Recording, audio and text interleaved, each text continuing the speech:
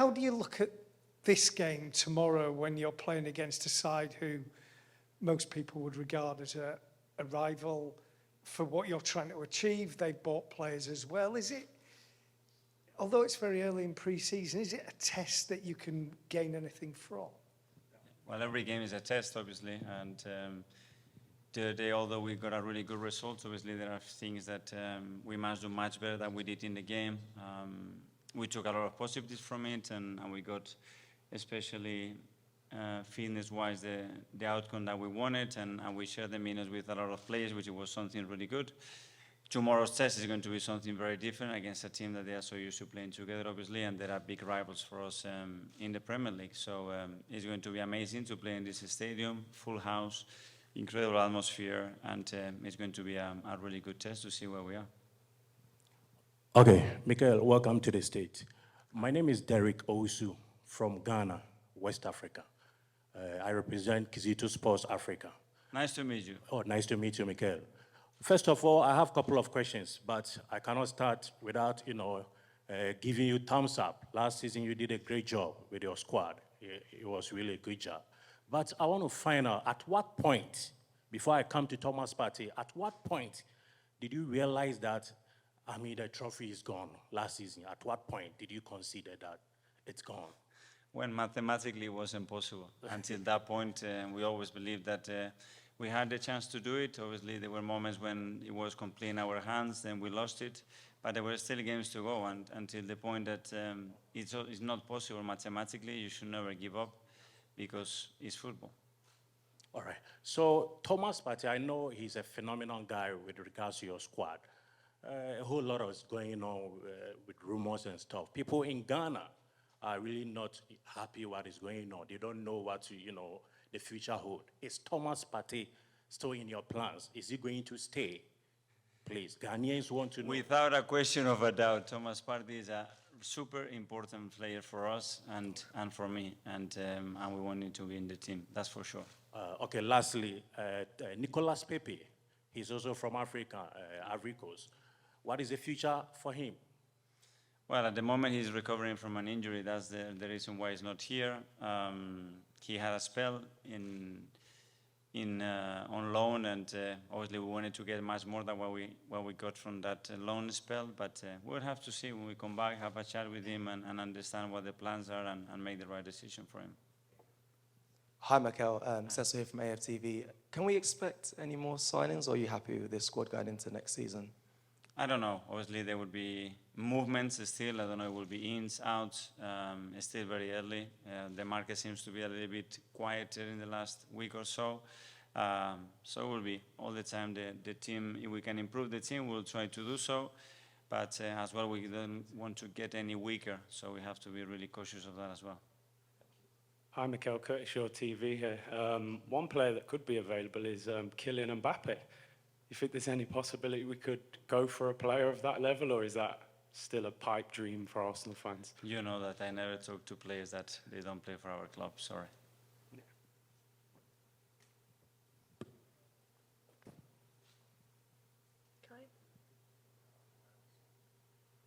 Hi, Mikel. I just wanted to ask about William Saliba. He's obviously come back over the past couple of games, has looked really strong across the past two performances. Fitness-wise, how is he, and how happy are you to have him back amongst the back line? Let me ask my assistant. What do you think of Willie? How is Willie? Unbelievable. Can I get your response as well, please, Mikel? Can I get your response to that as well, please? He's doing really good. Obviously, he's a huge player for us. We know what he brings to the team. He looks good fitness-wise. I think he's in a really good moment. He's happy. Obviously, he extended his contract. I think all seems to be okay. One for Alex as well, if that's okay. You've come from a team where finishing second was viewed almost as a disaster to last season for Arsenal. From the outside, at least, finishing second was a relatively good result. How are you making sure that your team don't sort of rest on their laurels and sort of be happy with second? How are you making sure they push on and try and go for first next season? I said a lot of times in the past that even watching Arsenal from where I've been before, I had feeling that and smell, I would say that Arsenal's time is coming. So Of course, we have a young team, but with a lot of experience already. Unfortunately, last season we didn't achieve what we wanted, but it was a lot of good lessons for us during that season, and for sure it will help us for the next one. So I'm fully confident, and let's see what's going to happen.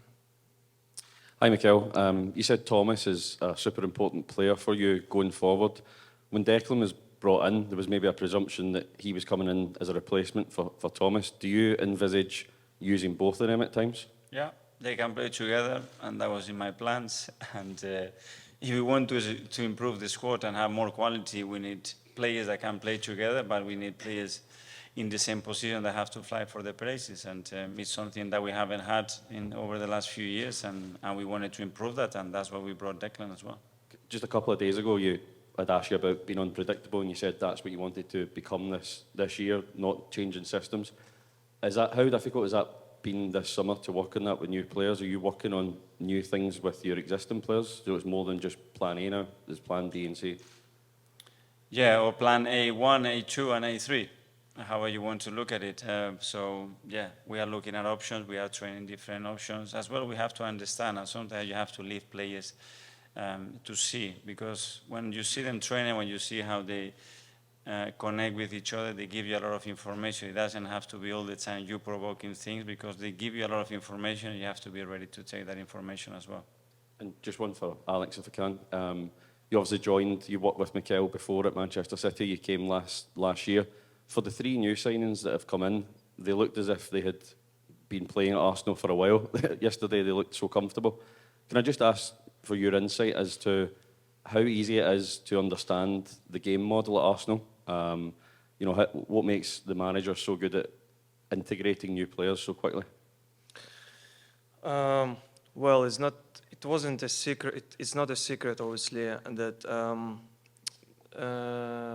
I know Mister for a while since City, and I said to myself, being there, that if one day I need to leave City and I need to stay in the Premier League, it's going to be only one manager, which is Mikel Arteta. And because the way he sees the football, his vision, he's the winner, and his character and mentality, that's what you cannot love. I mean, like, it's a dream to be in this kind of teams for every football player around the world, and I can see all the lads, the way how they enjoy every single day, the way all of us, we're working so hard. Probably during last season, I don't remember even one day where one of the staff or something was leaving training ground earlier than 4 or something. So I think this is the right way to work, and if you want to achieve something big, that's how you need to behave. Mikel, you've said Thomas is important to you. You want him to stay. You've seen him play alongside Declan Rice, but there's been a lot of interest in him. So do you actually expect him to stay? Yes. Has there been any conversations with him about what his priority is? No. And every time I spoke to him and every time I had conversation with him, he's willing to stay with us. So for me, it's nothing there at all. Hi, Mikel. I'm Joe Jackson from The Guardian, just so you know. Given last season's experience, will it be harder or easier for your team to sort of be where you want them to be this new season, challenging? Harder, for sure, because the level is going to go up. And the teams are getting better, and the league is getting stronger, so it's only going to get harder, and we know that, and we are preparing for that, and we have to be better, and we have to play better, and we have to do things better than we did last year, and that's the way we are working at the moment. But not harder with regard to there being some kind of hangover because of the sort of disappointment. You were so close, and everyone admired how you fought for the title. No, I think what happened last year probably was necessary as well, to learn the lessons that you have to learn to get better and be more successful and achieve what we want to achieve. So it's part of that road and that journey, and we know the complexity of the league and the rivals that we have, but as well I'm sure that they don't want to play against us. Hi, Alex, can I just ask you, You've got this game coming up for Ukraine. How difficult is it for you to sort of keep focused? Obviously, you're the other side of the world. Just keep focused on what's going on back in your home country while you're trying to prepare for football and everything. Well, my answer might be a bit long, so sorry about this. First of all, I would like to say, obviously using this opportunity being here, I would like to say massive thanks to US and obviously for the rest of the world, which is helping us a lot in this tough moment. Of course, since the invasion, this is already if I'm talking about myself, this is already part of my life, and every single day I'm living with my country, with the people which is staying over there. Me and my family trying to help as much as we can, and obviously with the event which is coming soon, 5th of August in London, I feel, like I said, listen, I'll try to be simple.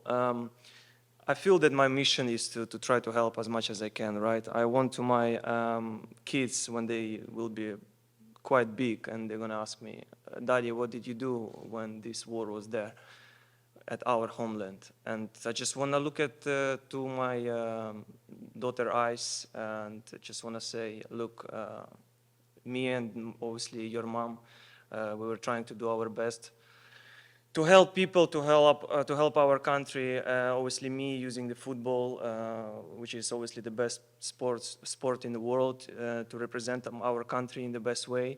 And with this kind of event, like is coming soon, with all the ex-players, with the football legends, not just football. Some of them are and actors. So. It's so important, not just, obviously, the target is to raise some funds to rebuild one of the schools in Ukraine, but this is also another powerful message to the rest of the world, and especially for all Ukrainian people which is staying there and fighting for their independence, that look at these guys, we are not alone. All of them, they stay behind us. So I know some people got fatigued from this war, but we cannot give up. Obviously, me and all of us, we need to fight. We need to fight for our freedom, independence. Because to be honest, I couldn't imagine that this can happen in 2020s. The place where imagine the place where you was born and raised. You know every single stone there, and one day, the other country just comes to your place, destroy everything around, killing kids. And doing a lot of scary things to achieve what? That's the question. So in this case, I'm talking to the people which got some fatigue, that guys, today is Ukraine, but tomorrow it could be your country. So that's why we need to stick together and fight until the end. Alex, just on that theme, on the same weekend as your game for Ukraine, I think Shakhtar are going to be playing Tottenham in a friendly as well. I realise, compared to what people in your country are going through, that football is almost insignificant. But football has a very loud voice. And is it through your event and through Shakhtar coming that you can remind people, so people who maybe are fatigued or have forgotten or who are questioning why we're involved in this, it's just another reminder of what's happening and the reality of what's going on in Ukraine? Yeah, it's so important, to make this kind of events, like I said. Look, of course, it's a bit, not a bit, I would say, for me personally, it's a shame, to ask you guys to donate and stuff like this, right? I'm not saying this and I'm not asking this. Of course, some people can do it. Some of them maybe cannot do this because they have a lot of things to do. They have big families and stuff like this. But, being in London and just walking with my daughter or whatever, I can see some cars or some kids. Like the other day, a few weeks ago, I've seen one family. I don't know where they're from, to be fair. I couldn't recognize the language, probably Czech Republic or somewhere. And I've seen the kid was about 7 years old, and he was like walking with no shirt, and he had like a temporary tattoo on his shoulder with Ukrainian flag. So I was like, wow, these people staying with us. So I'm not asking everyone to donate, but just even like stick on your car. Trust me, this little thing it means a lot for us. Being a Ukrainian, I'm proud of this moment. So proud. Sorry. Ask you, how did you get involved yourself in the game for Ukraine? And can I also ask, do you speak quite regularly to people back home, and what kind of emotions go through your mind when you're speaking to them? Well, I'm talking to, I would say, how can you say, from little, let me try to think how to answer. So 1 month ago, a bit more than 1 month ago, I was in Ukraine, yeah, for first time since invasion. And me and Andrei Shevchenko went to that school which we're gonna rebuild. And we spoke with the kids, you know. I'm not gonna say to you like what they were talking about scary things and stuff like this. But I spoke with these kids and finishing with the guys which is staying in the front line and taking risk every single second. And you know, we played against MLS the other day, and the show before the kickoff was unbelievable. In the end, F-16 were flying in the air just above us, 4 of them, and I know 100% how important for us to have them. And using this opportunity, guys, I have to say again that we need this F-16 to return our land, to return our territories, and yeah, that's what I'm trying. Like I said, I have my mission, and if I can have this kind of opportunity to talk to you guys, I have to say. Last 2 questions, one from the US, and then finish with you, Dave. How you doing, Mikel? Welcome to the US. Thank you. After the kind of disappointment after last year, what can you personally do as the manager to get improvement and make sure that Arsenal lifts the Premier League at the end of the season? Well, coach them better to win every single game, and that's the aim. And play better and make sure that they enjoy every minute of being here, because at the end it's about getting the best out of them, and that's crucially you want to do that. And at the end, believe that they can do it again, that they can do it better, and they have to demand themselves another standards if we want to raise the level and achieve what we want to achieve. And this is the mission every single day. Thank you. And last question. Hi, Mikel. Tomorrow, when you face United, you'll be coming up against a player in Mason Mount, who I think you were keen to sign this summer. How disappointing was it not to land him, if you like, and how how much of a blow was it to see him go to a rival in United? We are so happy with the players that we sign and the players that we have in our squad, so not necessary to talk about all the players.